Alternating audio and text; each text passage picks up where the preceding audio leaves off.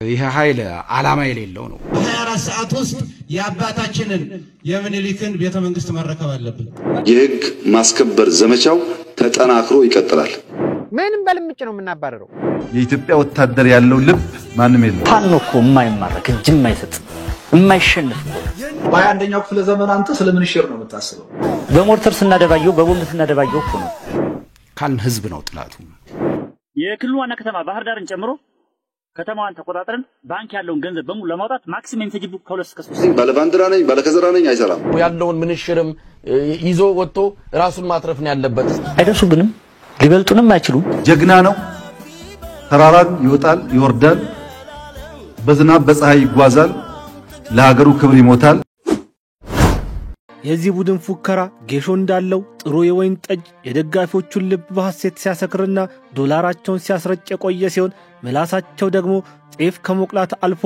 አረቄ እንደተጎነጨሰው አእምሮን አስክሮ ምላስን ያኮላትፋል ሲያወሩ ሰማዩን ምድር የብሱን ደግሞ ውቅያኖስ ማድረግ ይችሉበታል ምላሳቸው የማይሞተው የዚህ ቡድን አባላት አንዱን እየወቀሰና ለመግደል እያሴረ በ3 ቀናት 4 ኪሎ እንገባለን ሲሉ የፎከሩለትን መንበር ረስተው ከመነኑበት ጫካ መውጣት ተስኗቸዋል ይህ ጨዋታ በሊቨርፑል አንፊልድ አሊያም በኤቨርተኑ ጉዲሰን ፓርክ ከሚደረገው ደርቢ ለየት የሚል ሲሆን እንደ ማንቹሪያኑ ደርቢ ኦልትራፎርድን አሊያም ደግሞ ኢታድን የሚፈልግ ጨዋታ አይደለም ጨዋታው በዚሁ በአፍሪካ ምድር በመትገኘው እንደገናናነቷ ማደር በተሳናት የጥንት ማንነቷን በመፈለግ ውስጥ በመትገኘው ታላቋ የኢትዮጵያ ምድር ውስጥ በሚገኘው የአማራ ክልል ላይ እየተደረገ ያለው የወንድማማቾች የደርቢ ጦርነት ነው ኢትዮጵያ የተሰጣትን መክሊት በአግባቡ መጠቀም ባለመቻሏ ውሃዎቿንና መሬቶቿን ተነጥቃ ሁሉ ነገሯን አታ እጆቿን ወደ ፈጣሪ ሳይሆን ወደ አሜሪካንና አረብ ሀገራት ዘርግታ ምጽዋትን የምትለምን በደጀ ሰላም ወደቀችን አሮጊት መስላለች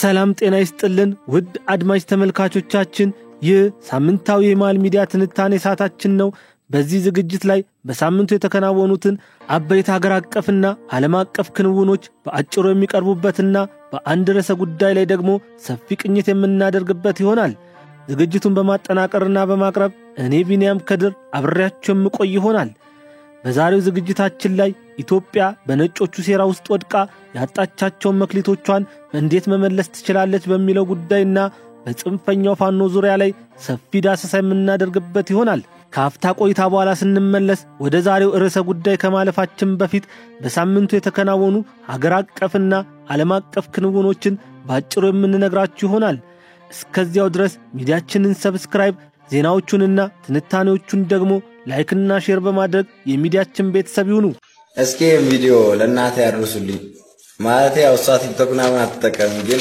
የአካባቢ ሰዎች ምናምን ሊያገኙ ይችላሉ እነሱ ጋር አድርሱልኝ እናቴ ቃሌን አክብሬያለሁ አኩራሻለሁ ብዬ ነበር ወታደር ሆኜ አኩርቼሻለሁ እማ በመጀመሪያ ከዚህ በሰላም ጉዳይን ጨርሼ ከወጣው አልቀዳም ያልኩትን ውሃ ቀዳለሁ አላፈላም ያልኩሽን ቡና አፈላለሁ ባጭሩ ፈጣሪ በሰላም ወደ አንቺ መልሰኝ እንጂ እንደምትፈልጊው ልጅ ሆንልሻለሁ እማ ካልመጣው ለሁሉም ነገር ይቅርበኝ እናቴ ወድሻለሁ የ9 ወር ቤቴ ለዘላለም ኑሪልኝ እማ እድሜና ጤናሽን ያርዝምልኝ እናቴ ወድሻለሁ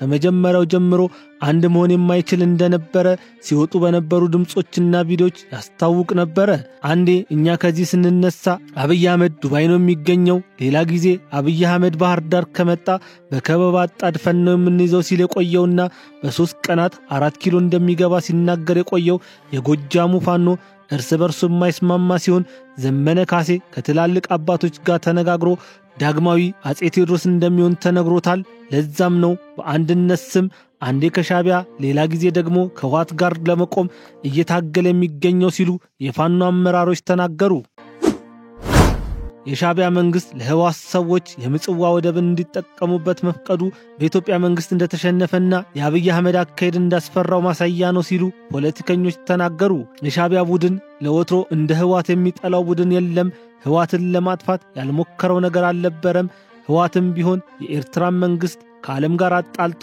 በዲፕሎማሲ የበታችነት አድርጎት ኤርትራ እንዳታድግ ከተቀረው ዓለም ጋር አራሩቋት መኖሩ አይዘነጋም። ኢትዮጵያና ኤርትራ በድጋሚ ወደ ጦርነት ይገባሉ ተብሎ እየተሰጋ መሆኑን አልጀዚራ የዘገበ ሲሆን ሁለቱ ሀገራት ከ20 ዓመት በኋላ የፈጠሩትን ሰላም ከትግራዩ ጦርነት መጠናቀቅ በኋላ ያፈረሱት እንደሆነ የሚያትተው የአልጀዚራ ዘገባ እነዚህ ሀገራት ወደ ጦርነት የሚገቡ ከሆነ በምስራቅ አፍሪካ ውስጥ ከባድ አደጋ የሚፈጠር ይሆናል ሲል ዘግቧል። የአልጀዚራን ዘገባ የተመለከቱ ኢትዮጵያውያን በሁለቱ ሀገራት መካከል ጦርነት የሚጀመር ከሆነ የኢትዮጵያ መንግስት ከ28 ዓመታት በፊት እንደነበረው ጦርነት ከአስመራ የማይመለስና የአሰብ ወደብን ወደ ቀድሞ ግዛቱ የሚመልስበት ታላቅ ዕድል የሚያገኝበት ነው ሲሉ ፖለቲከኞች እየተናገሩ ይገኛል። በኦሮሚያ ክልል የሚንቀሳቀሰው የኦነግ ሸኔ ቡድን ለበርካታ ዓመታት የኦሮሞን ሕዝብ ሰላም ነስቶ የቆየ ቢሆንም ከመንግስት ጋር ባደረገው ሰላማዊ ውይይት ምክንያት ትጥቁን እየፈታ ይገኛል። በዛሬው ዕለትም በምዕራብ ሸዋ ሚታ ወረዳና ሙገር አካባቢ የሚንቀሳቀሱ የሸኔ አባላት ሰላምን በመምረጥ እጃቸውን ከነሙሉ ትጥቃቸው ለመንግስት ሰጥተዋል። የሶማሌላንድ ፕሬዝዳንት አብድራህማን ሞሐመድ በሶማሌላንድ የኢትዮጵያ ቆንጽላ ኃላፊ የሆኑትን አምባሳደር ተሾመ ሹንዴን በአርጌሳ በሚገኘው ቤተ መንግስታቸው ተቀብለው ያነጋገሯቸው ሲሆን ንግግራቸው በሁለቱ ሀገራት ግንኙነትና ቀጠናዊ ትብብርን በማጠናከር ዙሪያ ያጠነጠነ እንደሆነ መረጃዎች ጠቁመዋል። ፕሬዝዳንቱ በቅርቡ ለሥራ ጉብኝት ወደ ኢትዮጵያ እንደሚመጡ በፓርላማ በነበረው ንግግራቸው ላይ ማንሳታቸው ይታወሳል። ለዚህ ሳምንት በመሃል ትንታኔያችን ውስጥ የያዝናቸው የሀገር ውስጥና የውጭ አበይት አጫጭር ነጥቦች እነዚህን ይመስላሉ። ከመሸጋገሪያው ድምጽ በኋላ ለዛሬ ወደ መረጥነው ሳምንታዊ ትንታኔ የምናልፍ ይሆናል። ይህ ጨዋታ በሊቨርፑል አንፊልድ አሊያም በኤቨርተኑ ጉዲሰን ፓርክ ከሚደረገው ደርቢ ለየት የሚል ሲሆን እንደ ማንቹሪያኑ ደርቢ ኦልትራፎርድን አሊያም ኢታድን የሚፈልግ ጨዋታ አይደለም። ጨዋታው በካታሎኑ ተወካይ ኑካምፕ ወይ ደግሞ በሳንቲያጎ በርናባው እንደሚደረገው የኤል ክላሲኮ አይነት ሰላማዊ መሸናነፍ የለበትም። አድማጮች፣ ይህ ጨዋታ እስከ ወዲያኛው ሕይወትን የሚያሳጣ ሲሆን የነገሩ ክረት ደምን አሙቆ የልብን ምት ቀጥ የሚያደርግና ጥይትን እንደ ዝናብና እንደ በረዶ የሚያወርድ በሁለት ወንድማማቾች መካከል መከባበርና መነጋገር ስለጠፋ ከህልማቸው ይልቅ ገንዘባቸው ስለበለጠባቸው ከጥያቄያቸው ሆዳቸውን ስላስቀደሙ ራእያቸውን አምክነው በተራ ፉክክር የታጀበ እኔ እንጂ አንተ ልክ አይደለም ከሚል መንፈስ የመነጨ በመገዳደል የታጀበ ትልቅ ለመሆን የሚጫወቱት ግን ደግሞ ትንሽነትን እያዋረሰ የሚገኝ የጽንፈኛው ፋኖ ደርቢ ጨዋታ ነው። ይህን ጨዋታ የሚያስተናግደው የባቫሪያኑ አሊያንዝ አሬና አሊያም ደግሞ የጣሊያኖቹ ሳንሴሮ ጁሴፔ ሜዛ ስቴዲየም ሳይሆን በዚሁ በአፍሪካ ምድር በምትገኘው እንደገናናነቷ ማደር በተሳናት የጥንት ማንነቷን በመፈለግ ውስጥ በምትገኘው ታላቋ የኢትዮጵያ ምድር በአማራ ክልል ውስጥ ነው።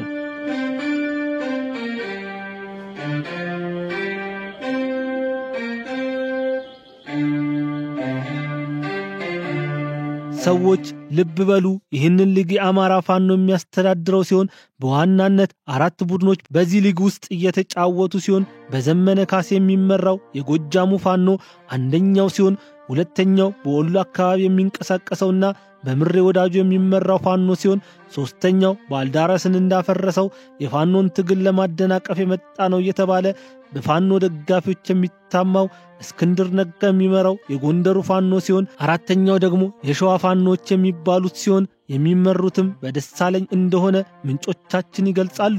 እነዚህ ዋና ዋና ቡድኖች በስራቸው የሚገኙትን ንዑስ ቡድኖች በመጠቀም የ4 ኪሎ ዙፋንን ለመውረስ አቅደው ስራ ከጀመሩ ዓመታት የተቆጠሩ ቢሆንም ነገሩ እንዳሰቡት የውሃ መንገድ አልሆን ብሏቸው መከላከያ ተራራ ሲሆንባቸው ጊዜ በስሜትና በወኔ የጀመሩት ውል ያልነበረው ፍቅር አርጅቶና መልኩ ወይቦ ያለሙትን የ4 ኪሎ ወንበር አስረስቷቸው እርስ በርስ እያታኮሳቸው ይገኛል። በዚህ ሊግ ላይ የሚጫወቱትን ቡድኖች የሚደግፉ ደጋፊዎች ለጠቅላይ ሚኒስቴሩ ጭፍን ጥላቻ ያላቸው ሲሆን አይናቸውን በጨርቅ ሸፍነው ይህንን ቡድን ልብና አንጀታቸውን ሰጠው የሚደግፉት ሲሆን የብልጽግና መንግስት ግን ምንም አይነት ሥራ ቢሰራ ማጣጣያና ማንቋሸሻ ቃላትን ፈጽሞ የማያጡለት ሲሆን ቃላት ከጠፋ እንኳን ከሌላ ጎረቤት ሀገራት ሳይቀር ተውሰው ሲሳደቡ መስማት የተለመደ ነው። ሊጉ መቼና እንዴት እንደሚጠናቀቅ ግራ የገባው የአማራ ፋኖ እርስ በርሱ እየተወነጃጀለ ሲሆን በንግግር መግባባት ሲያቅታቸው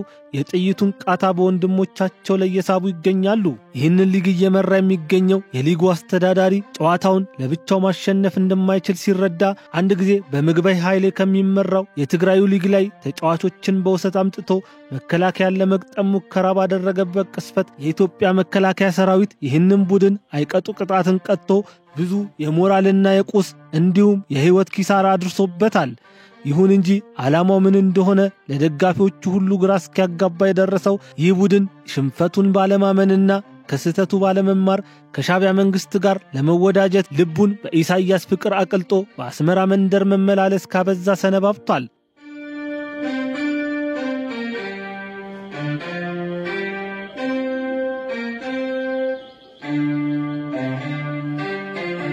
በትግራይ ህግ ማስከበር ወቅት በውጭ አገራት እየኖሩ የጠቅላይ ሚኒስቴሩን አመራር ሲወቅሱና ሲወነጅሉ የነበሩ የአፍቃሪ ህዋት ደጋፊዎች መሬት ላይ በመንደባለል ተቃውሟቸውን ለዓለም አቀፉ ማህበረሰብ በሚያሰሙበት ወቅት የአሁኑ የጽንፈኛው ደጋፊዎች በአፍቃሪ ህዋቶች ላይ ሲያሾፉና ሲሳለቁባቸው ነበር። ይሁን እንጂ ቀናትን ተካና ነገሮች ተለዋውጠው ጃውሳው ልክ እንደ ህዋት ቀይ መስመሩን በማለፍ ከመከላከያ ጋር ለመዋጋት መዘጋጀቱን በሚዲያዎቹ በኩል ይፋ ማድረጉን ተከትሎ የኢትዮጵያው ጠቅላይ ሚኒስቴር ዶክተር አብይ አህመድ ይህንን ቡድን በሃይማኖት አባቶች ሳይቀርብ ያስለምናቸውም የጠቅላዩን ልመና ወደ ጎን በማለት የአባታችንን የሚኒሊክ ቤተ መንግስት በ24 ሰዓት እንቆጣጠራለን ሲሉ መፎከራቸውን ተያያዙ። ጠቅላዩ ግን መለመን አልሰለቻቸውም። ባካችሁ ይህ ጦርነት አይጠቅመንም፣ ባንጀምረው ይሻላል፣ ከጀመርነው አትችሉንም ብለው ቢለምኗቸውም አሻፈረኝ ያለውን ይህንን ቡድን መከላከያ በሚገባው ቋንቋ ሲያናግራቸው ደጋፊዎቻቸው የህዋት ደጋፊዎች ሲያደርጉ እንደነበረው በእየለቱ በሰው ሀገር ሰላማዊ ሰልፍ እየወጡ መሬት ለመሬት እየተንከባለሉ ዳውን አብይ አህመድ እያሉ ይገኛሉ። በህዋት ደጋፊዎች ሲስቁና ሲያሾፉ የነበሩ እነዚህ የጽንፈኛው ቡድን ደጋፊዎች በህዋት ሰዎች መርጦ አልቃሽ የሚል ስያሜ የተሰጣቸው ሲሆን ሰዎቹ የእውነትም መርጦ አልቃሽና አስመሳይ መሆናቸው የሚታወቀው ህዋት በዓለም ህዝብ ፊት እንደተበደለ ሰው ሲንከባለሉ ውለው የፎቶ ፖለቲካ ከሰሩ በኋላ ከሰዓት ደግሞ የፌዴራል መንግስቱን ለመጣል በሚል በሀገር ቤት ላዘጋጁት ራሱን ፋኖ ብሎ ለሚጠራው ጽንፈኛ ቡድን ለጥይት መግዣ የሚውል የዶላር ማዕት ሲልኩ ይውላሉ።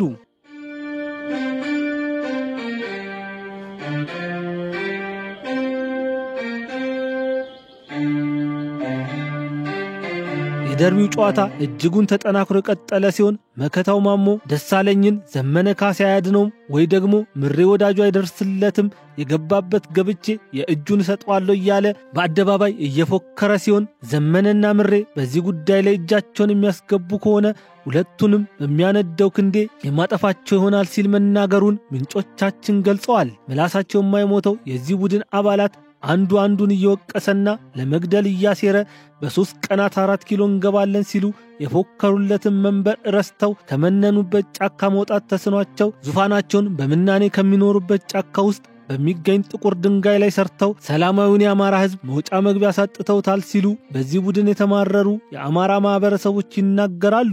የዚህ ቡድን አባላት ሽማግሌ የማያከብሩ፣ ሴቶችንና እናቶችን የሚደፍሩ፣ ሕፃናትን እንዳይማሩ ትምህርት ቤት የሚያቃጥሉ የእውቀት አባት የሆኑ መምህራንን በማሰቃየት ገድለው ሬሳቸውን የሚያቃጥሉ በአጠቃላይ የአማራን ህዝብ ከዘመነ ኢንዱስትሪ ወደ ጨለማው ድንጋይ ዘመን ለመመለስ ዕለት ታትረው የሚሰሩ ዘመኑ ያልገባቸው ኋላ ቀር እሳቤን የተጸናወታቸው ናቸው። በዚህ ቡድን አባላት እየተከናወኑ ያሉት የኃጢአት ሥራዎች የሰማይ ኳክብትና የምድር አሸዋን ያክል ተቆጥሮ የማያልቁ ሲሆን በአንደበት ለመናገር እንኳን በፍጹም የማይቻል እንደሆነ በድርጊታቸው አንጀታቸው እርር ያሉ አማራን ወልደው ያሳደጉ የአማራ እናቶች ለምንጮቻችን ገልጸውልናል። አንዳንዴ በዚህ ቡድን ውስጥ የሚንቀሳቀሱ አባላት የተንኮል አባት የተባለው ሳጥናኤል እንኳን የሚያውቃቸው አይመስልም። ድሮ ፋኖነት ለሀገር ክብር መሰዋት የነበረ ሲሆን በዚህ ዘመን ግን ለሆድ ሲሉ መዝረፍና ምንም የማያውቁ ሰዎችን ማሰቃየት እንዲሁም የተሻሉ የሚባሉ ሰዎችን መግደል ሆኗል ሲሉ መከላከያ ማረካቸው የፋኖ አባላት በቀድሞ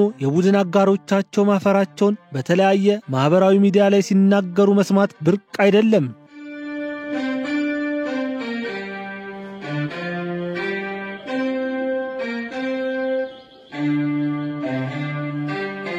የኢትዮጵያ አርበኞች ፉከራና ሽለላን ጠላቶቻቸውን ለማንበርከክ የሚጠቀሙበት ትልቅ ጥበብ ሲሆን ሰዎች የትኛውንም ያክል ፈሪና ልበ ጦንጣና ቢሆኑ ቀረርቶና ሽለላን ሲሰሙ ልባቸው ውስጥ የቁጣ ነበልባል የጀግንነት እሳት ይቀጣጠል ነበረ። ፉከራ አልነድላለና ፍርሃት ልቡን ላሸበበው ጦንጣና ሰው ልቡን ለመመንጨቅና በወኔ ለመሙላት የቤንዚን ያክል እምቅ ጉልበት ያለው ሲሆን አባቶቻችን ፉከራንና ቀረርቶን የሚጠቀሙት በሀገር ላይ ለዘመተ ወራሪ እንጂ ለወንድማማቾች ጦርነት አልነበረም።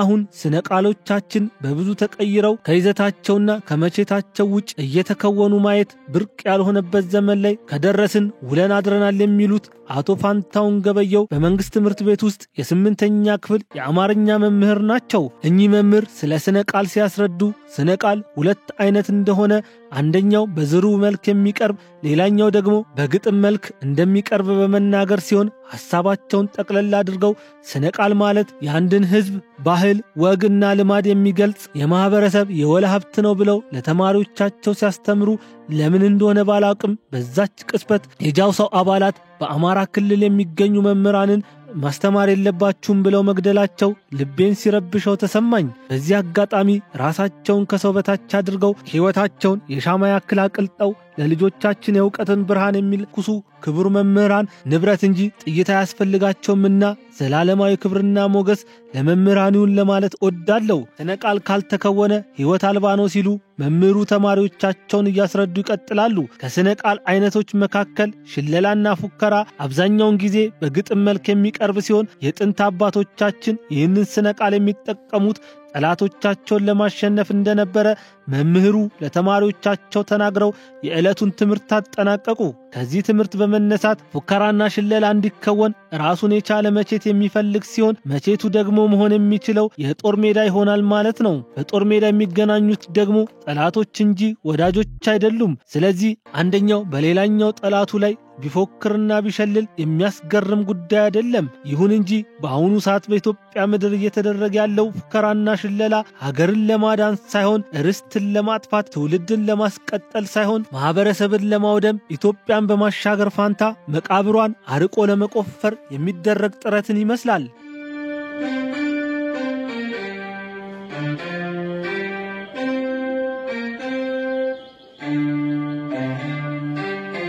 ለአንድ ዓላማ የተሰለፉና መዳረሻችን 4 ኪሎ ይሆናል በሚል ጫካ የገቡ የፋኖ አመራሮች በተለያየ ጊዜ የተለያየ አለመግባባቶችን ሲፈጥሩና ከዓላማቸው በፊት ጥቅሞች ላይ በማተኮር ሲጨቃጨቁና በመካከላቸው አለመግባባት ተፈጥሮ ሲለያዩ ማየቱ ብርቅ ባይሆንም አሁን ግን ያመጡት ባህሪ እጅጉን በኢትዮጵያ ምድር ታይቶ የማይታወቅ እንታገለለታለን የሚሉትን መንበር የማያስገኝና ወደ እርስ በርስ መጠፋፋት ያደገ ሲሆን ደጋፊዎቻቸውም ቢሆን በዚህ ቡድን ተስፋ ቆርጠው በአሜሪካ ምድር ላይ መንከባለላቸውን ትተዋል። የዚህ ቡድን ፉከራ ጌሾ እንዳለው ጥሩ የወይን ጠጅ የደጋፊዎቹን ልብ በሐሴት ሲያሰክርና ዶላራቸውን ሲያስረጫቸው ቆየ ሲሆን ምላሳቸው ደግሞ ጤፍ ከሞቅላት አልፎ አረቄ የተጎነጨን ሰው ይመስል አእምሮን አስክሮ ምላስን ያኮላትፋል። ሲያወሩ ሰማዩን ምድር የብሱን ደግሞ ውቅያኖስ ማድረግ ይችሉበታል። የጽንፈኛው ቡድን አመራሮች በምላሳቸው ማሳመንን የተካኑ ከመሆናቸው የተነሳ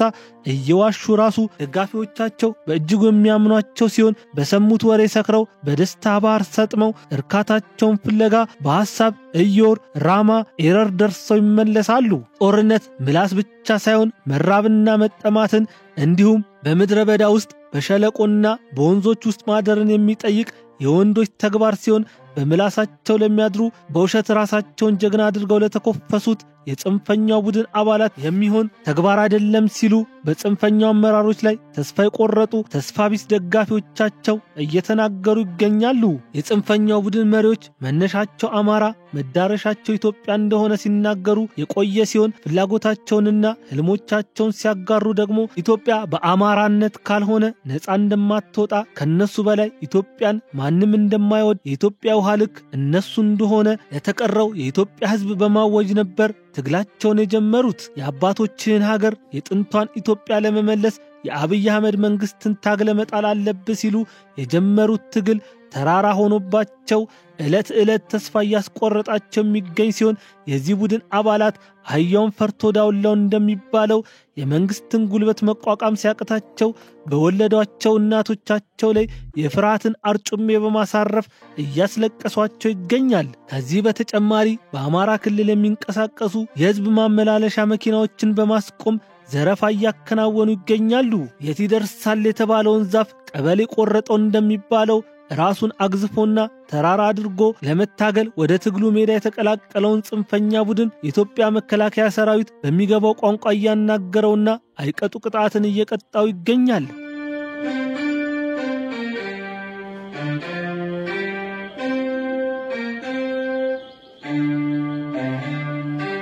ከጥንት ጊዜ ጀምሮ ኢትዮጵያ የተጎዳችው በሁለት ምክንያቶች ነበረ። ይህም አንደኛው በመሪዎቿ ማስተዋል አለመቻል ሲሆን ሁለተኛው ደግሞ በልጆቿ ባንዳነት ነበረ። የመጀመሪያውንና የመሪዎቿን አለማስተዋል በማስረጃ ስንመለከት የሀገሪቱን መሰረት አርቀው ያልቆፈሩ ሲሆን ጥልቀቱንም ቢሆን በአለት ላይ አልገነቡትም ነበረ። በእርግጥ አባቶቻችን ሆን ብለው በተንኮልና በሴራ የሀገራቸውን ድንበር ቆርሰውና አሳልፈው ለሌላ ሀገር አልሰጡም። እንደውም የሀገራቸውን ዳር ድንበር ለመጠበቅ ውድ ሕይወታቸውን ገብረው ዛሬ ላይ ታላላቅ ብለን የምንጠራቸውን ሀገራት ጭምር አንበርክከው ለኢትዮጵያ እንዲሰግዱና ኢትዮጵያን ደግመው በጦርነት እንዳያስቧት ማድረግ ችለዋል። ይሁን እንጂ በኢትዮጵያ የተሸነፉት ሀገራትና የእነዚህ ሀገራት ደጋፊዎች ኢትዮጵያን ለማሸነፍ የመሪዎቻችንን ክፍተትና የዋልብ በሚገባ የተጠቀሙበት ሲሆን ኢትዮጵያ የምትፈልገውን በማጥናት የሀገሪቱን ፍላጎት ለመሙላት በሚል ተንኮላቸውን በልባቸው ቀብረው በአፋቸው ማርና ወተት እያፈሰሱ መሪዎቻችንን በማታለልና ተንኮል በሞላው በተወሳሰበ ሴራቸው ጠልፎ ጣሏቸው። እነዚህ የልባቸውን ተንኮል በልባቸው አኑረው በአፋቸው ግን ለኢትዮጵያ ሐሳቢና ተቆርቋሪ በመምሰል የመሪዎቻችንን ልብ በማሸፈት ማድረግ የሚፈልጉትን ሁሉ ለማድረግ ቻሉ። ዛሬም ድረስ ይሄኛው ትውልድ የሚከፍለው ዕዳ አባቶቻችን በጀግንነት ተዋድቀው በየዋህነት ግን በመሸነፋቸው ያመጡትን ታላቅ ዕዳ ነው ሲሉ ፖለቲከኞች ይናገራሉ። እነዚህ እንደራሴዎች ወክለው ለመጡት ሀገር መስራት የሚገባቸውን ተንኮል ሁሉ በኢትዮጵያ ምድር ላይ ፈጽመው ወደ መጡበት ሀገር ሲመለሱ በሬ ካራጁ ይውላል እንደሚባለው መታረዷን ያላወቀችው ኢትዮጵያ ዛሬም ድረስ የብዙዎችን ደም የሚያፈላና አንጀትን የሚበጥስ በታየ ቁጥር የሚያንገበግበንን ውድ ሀብታችንን የሆነውን መሬት ለኤምባሲዎቻቸው በሽልማት ስትሰጥ ቆይታለች። መሪዎቻችን ስቆ የቀረባቸው ሁሉ ወዳጆቻቸው ሆኖ ከጠላቶቻችን እርዳታ ሲቀበሉ ኖረዋል። ጥቂት በመስጠት ብዙ መውሰድ የሚችሉበት ነጮቹ ወደ ሀገራችን ሲመጡ ከልባቸው ለመርዳት ሳይሆን በጀርባቸው ተንኮልና ሴራን አዝለው በሆዳቸው ደግሞ ቂምን አርግዘው ነበር የሚመጡት። መሪዎቻችን ግን ይህንን ተንኮል ፈጽሞ ማስተዋል ባለመቻላቸው ዛሬም ድረስ ለሀገሪቱ የውስጥ እግር እሳት የሆነባትን የቀይ ባህር መዳረሻ ስፍራዎቿን ለማጣት ተገዳለች።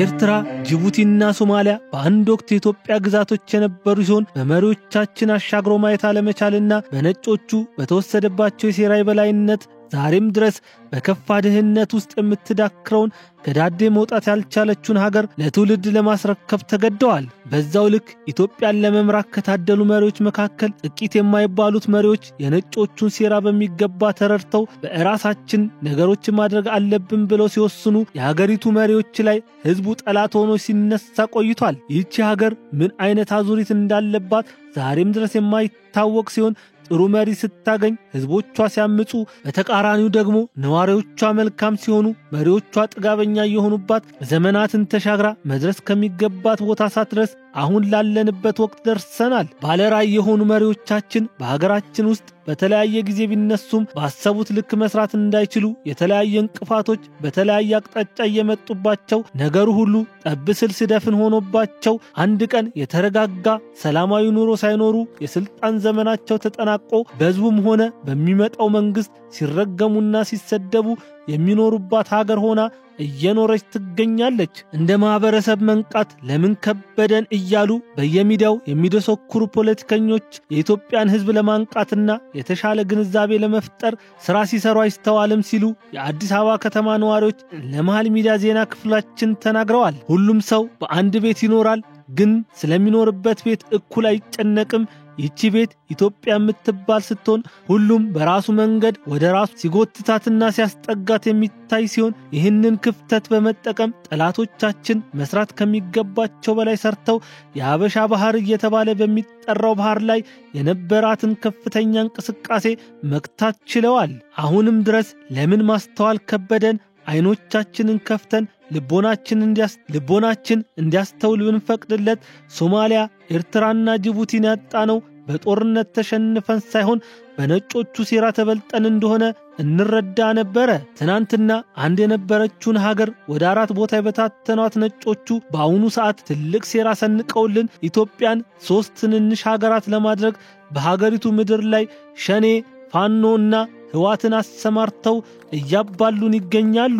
ነገሩ አሁንም ትኩረትን የሚፈልግ ስለሆነ ሁሉም ሰው ልብ ሊልና ከመንግስት ጎን ሊቆም ይገባል። እውነት ነው፣ መንግስት ፍጹም ነው፣ ስህተት አይሰራም እያልን አይደለም። ይሁን እንጂ ነጮቹ ከደገሱልን የመበታተን ድግስ ማምለጥ የምንችለው በአንድነት መጽናት ስንችለው ሲሉ ከትናንቱ የተማሩ ታላላቅ አባቶች ለወጣቶች መልእክታቸውን አስተላልፈዋል። ጅቡቲና ሶማሊያ ከኢትዮጵያ ምድር እንገንጠል በሚል ከኢትዮጵያ ጋር የገጠሙትን ጦርነት በታሪክ ውስጥ ፈልገን ማግኘት የማንችል ሲሆን እነዚህን መሬቶች ያጣነው በመሪዎቻችን አለማስተዋልና በኢትዮጵያ ምድር በተፈለፈሉ ባንዳዎች ምክንያት ነው ሲሉ ፖለቲከኛው አቶ ባረንቱ ገዳ ይናገራሉ።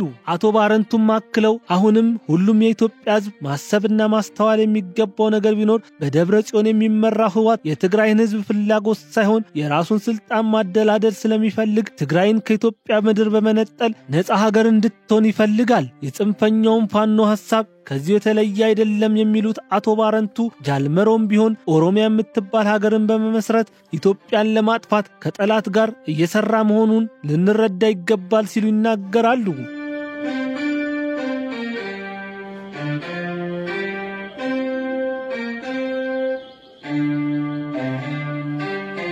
መፎከርን ስለምንወድ ዛሬም ድረስ ቀኝ አልተገዛንም እያልን እንፎክራለን እንጂ አይደለም ትናንትና ዛሬም ድረስ የነጮቹ ባሪያ ሆነን የእነሱን ፍላጎትና መብት እየፈጸምንላቸው በዕለት ተዕለት ክንውኖቻችን ውስጥ ለእኛ ሳይሆን ለእነሱ እየሰራን ያለን ምርኮኛ መሆናችንን መዘንጋት የለብንም። ይህ ሲባል ግን አባቶቻችን የከፈሉትን መስዋዕትነት ለማሳነስና ፍጹም ለመካድ እንዳልሆነ መረዳት ይገባናል። እውነት ነው፣ አባቶቻችን ለነጻነት መክፈል ያለባቸውን ሁሉ ነገር ከፍለው ኢትዮጵያ በመሳሪያ የማትሸነፍና ለነጮች አሽከር መሆን እንደማትችል አሳይተዋቸዋል። ይሁን እንጂ በመሳሪያ እንጂ ያሸነፏቸው በሴራቸው ወድቀን ግዛቶቻችንን ሁሉ አጥተን እየኖርን እንገኛለን። ነጮቹ አዛኝ መስለው ቀርበውን ተንኮላቸውን ሁሉ በኢትዮጵያ ምድር ቢቀብሩም መንቃት ያልቻሉት መሪዎቻችን ጠላቶቻችን ለሰሩብን ተንኮል እንደ እጅ መንሻ በአዲስ አበባ ምድር በኤምባሲዎች ስም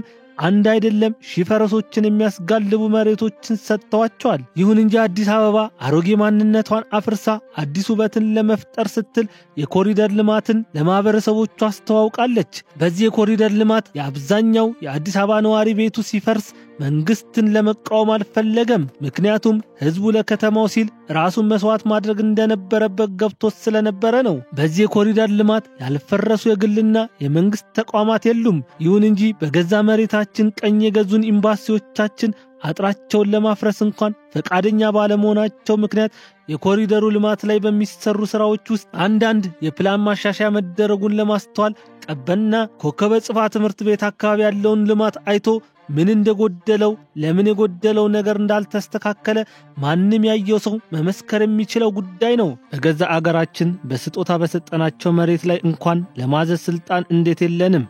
ይሁን እሺ የአንድ ሀገርን ኤምባሲ ያለ ሀገሪቱ ፍቃድ መንካት እንደማይቻል የዓለም አቀፉ ሕግ ስለሚደነግግ ይህንን ማድረግ አልተቻለ ይሆናል። ግን የኢትዮጵያ መልማትና ማማር የእኛም ጭምር ነው ብሎ ቢያስቡ ኑሮ ከዛ ሁሉ ጋሻ መሬት ላይ ጥቂቷን መንካት ኃጢአት አልነበረም። ቀኝ መገዛት በገዛ መሬታችን ላይ አልታዘዝ ማለት ለመተባበር ፈቃደኛ ለመሆን ከዚህ በላይ ቀኝ መገዛት ትርጉሙ ምንድነው? በመሳሪያ ብቻ ማሸነፍ ሳይሆን ቀኝ መገዛት ማለት በሐሳብም በአእምሮም ለኛ ሳይሆን ለነሱ መስራት ማለት ነው ሲሉ ምሁራኖች ይናገራሉ። ሰዎች ልብ በሉ፣ ይህ የዘመናዊቷ ኢትዮጵያ ታሪክ ነው። ማስተዋል ይጠበቅብናል። ለልጅ ልጆቻችን የምናወርሰው ኃያልነትና አልደፈር ባይነትን ብቻ ሳይሆን ጥበብንና ማስተዋልን የሚችሉበትን የረቀቀ አእምሮ መሆን አለበት ሲሉ የጥንት አርበኞች ይናገራሉ። ነገሩ እያለ ካልሆነ ከሌለ የለም የሚለውን የጥላውን ገሰሰ ሙዚቃን ያስታውሰኛል። ዘፈኑ እንዲህ እያለ ይቀጥላል። አጭሩ ይርቅሃል፣ ቅርቡ ይረዝምካል፣ እወቀው ከሌለ ሳያምህ ያምካል፣ ሚስጥር ማን አካፍሎ ከመገለል በቀር ከሌለ የለህም፣ አበቃ ቁም ነገር፣ ውለታ ወሮታ የላቸውም ቦታ፣ መቼ ሆኑና ለበቃ ሰላምታ፣ ቢሳቅብህ እንጂ አይሳቅልህም፣ ይሄ ነው በቃ ከሌለ የለህም እያለ ዘፈኑ ይቀጥላል። የዘፈኑ መልእክት የኢትዮጵያን ማጣት ያስታውሰኛል። እነዚህ ሀገራት የኢትዮጵያ ማደግ ቢያስደስታቸው ኑሮ ቀላሉን ባላካበዱት ነበረ። ለዚህ ነው በሀገራችን ላይ ያሉትን ባንዳዎችና ተላላኪዎችን መታገል ያለብን ሲሉ ፖለቲከኞች ይናገራሉ።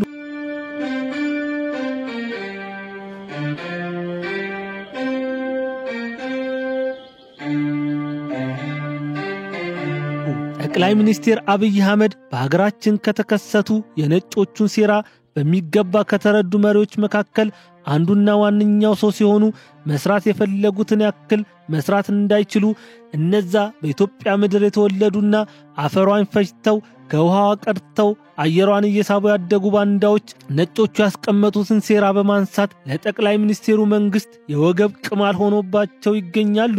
በአንድ ወቅት ሶማሊያ፣ ጅቡቲና ኤርትራ የኢትዮጵያ ክፍል ነበሩ።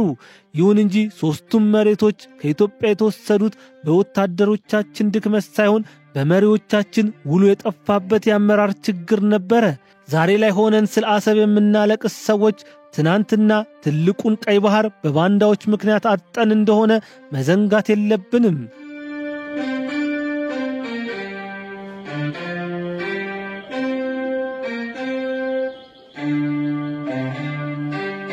ኢትዮጵያ በመጽሐፍ ቅዱስ ውስጥ ያ መክሊት ተሰጥቶት የተሰጠውን መክሊት መስራት ባለመቻሉ የተቀማውን ሰው ትመስላለች። ፈጣሪ የሰጣትን መሬቶችና ውሃዎቿን መጠበቅ ባለመቻሏ ሁሉን ነገሯን አታ እጆቿን ወደ ፈጣሪ ሳይሆን ወደ አሜሪካንና አረብ ሀገራት ዘርግታ ምጽዋት የምትለምን በደጀ ሰላም የወደቀች አሮጊትን መስላለች። ይህ ሁሉ ጥፋት የመጣው ማስተዋል ባለመቻሏና ልጆቿ በአንዳነትን ልብስ አድርገው የሚሰራውንም የማይሰራውንም መንግስት በመቃወም የመሪዎቹን ጊዜ በመዋተትና በልፋት እንዲያልቅ በማድረጋቸው ነው። የዚህ ዘመን ባንዳዎች ደግሞ የትግራዩ ህወሓት፣ የአማራው ጽንፈኛው ፋኖና የኦሮሚያው ሸኔ ዋነኞቹ ሲሆኑ ጥቂት የማይባሉት ደግሞ በመንግስት መዋቅር ውስጥ ሆነው አንድ እግራቸውን 4 ኪሎ ሌላኛው እግራቸውን ደግሞ ጫካ ያደረጉ ስግብግብ ባለስልጣናቶች ናቸው። ወዮልሽ ኮራይዘን፣ ወዮልሽ ቤተሳይዳ። በእናንተ የተደረገው ታምራት በጢሮስና በሲዶና ተደርጎ ቢሆን ኑሮ ገና ድሮ ማቅ ለብሰው አመድ ነስንሰው ንስሐ በገቡ ነበረ። ነገር ግን በፍርድ ጊዜ ከእናንተ ይልቅ ለጢሮስና ለሲዶና ይቀልላቸዋል። አንቺ ቅፍረናሆም ወደ ሰማይ ከፍ ከፍ አልሽን ወደ ሲኦልም ትወርጃለሽ የሚለውን የወንጌል ቃል ላለፉት 2000 ዓመታት በኢትዮጵያ ምድር ሲሰበክ የቆየ ቢሆንም የቃሉ ትርጉም ግን ዛሬም ድረስ የገባን አይመስልም። ላለፉት በርካታ ዘመናት በምድር ላይ የሆነ ያለው ነገር ለእኛ ለኢትዮጵያውያን ትልቅ ትምህርት የሚሰጥ ነገር ነበረ። አይኖቻችንን ከፈት ማድረግ ከቻልን ትናንትና እጅጉን ትላልቅ የነበሩና የሀብት መጠናቸው ዓለምን ሲያስጎመጅ የነበሩ ሀገራት ተበታትነው ከዓለም ካርታ ላይ ጠፍተው ታሪካቸው ብቻ ቀርቷል። ለአብነት ያክል ሶሪያን ብንመለከት ይቺ ሀገር በአንድ ወቅት ኢትዮጵያውያን ለሥራ የሚሄዱባትና ሰርተው ቤተሰቦቻቸውን የሚረዱባት ምድር ነበረች። ይሁን እንጂ ዛሬ ላይ ፈራርሳ ዜጎቿ ወደ ኢትዮጵያ ምድር ተሰደው ልጆቻቸውን ይዘው መኪና ለመኪና እየዞሩ ሲለምኑ እያየን እንገኛለን። ደቡብ ሱዳንን ብትሆን ያላትን ሀብትና ንብረት መጠቀም የማትችል የባህር በር ያላት በዘይት ሀብት የበለጸገች ሆና መሪዎቿ መግባባት ባለመቻላቸው ምክንያት ያላትን መብላት ተስኗት በዓለም የድህነት ወለል ላይ የመጀመሪያውን ደረጃ ይዛ ትገኛለች። ስለሆነም ኢትዮጵያውያን አንድ ነገር መረዳት ይኖርባቸዋል። ትናንትና ትልልቅ የነበሩ ሊቢያ፣ ሶሪያ፣ የመንና ሱዳን በዚህ ደረጃ ተመሰቃቅለውና ፈራርሰው የቀሩት ነጮቹ በሰሩት ሴራና ልክ ህዋትና ሸኔን እንዲሁም ጽንፈኛውን ፋኖ የመሳሰሉ ባንዳዎች በፈረሱት ሀገራት ውስጥ ስለነበሩ ነው። አሁንም የኢትዮጵያ ማደግ የማይፈልጉ ሀገራት እነዚህን ባንዳዎች በጦር መሳሪያና በገንዘብ እየደገፏቸው ሀገሪቷን ለማፍረስ እየሰሩ መሆናቸውን አውቃችሁ ከኢትዮጵያ መንግስት ጎን ቁሙ ሲሉ የብልጽግና ፓርቲ አባላት መልእክታቸውን አስተላልፈዋል። ዘገባውን ለማዘጋጀት አልጀዚራን፣ ቢቢሲን፣ የተለያዩ ማህበራዊ ሚዲያዎችና የማል ሚዲያን ዜናዎች በዋቢነት ተጠቅመናል። የዚህ ሳምንት የማል ትንታኔያችን እስካሁኑን ይመስል ነበረ። ከትንታኔዎቹ ጋር ቢኒያም ከድር አብሬያችሁ ቆየው ሲሆን ከቀሪ የማል ሚዲያ ፕሮግራሞች ጋር መልካም ቆይታ እንዲሆንላችሁ በመመኘት ሰላም ለኢትዮጵያና ህዝቦቿ፣ እንዲሁም ደከመኝ ሰለቸኝ ሳይሉ የራሳቸውን ህይወት ሰውተው ኢትዮጵያን ላቆሙ ጀግና መከላከያ ሰራዊቶቻችን ይሁን እያልኩኝ በሌላ ትንታኔ እስከምንገናኝ መልካም ሳምንት ይሁንላችሁ።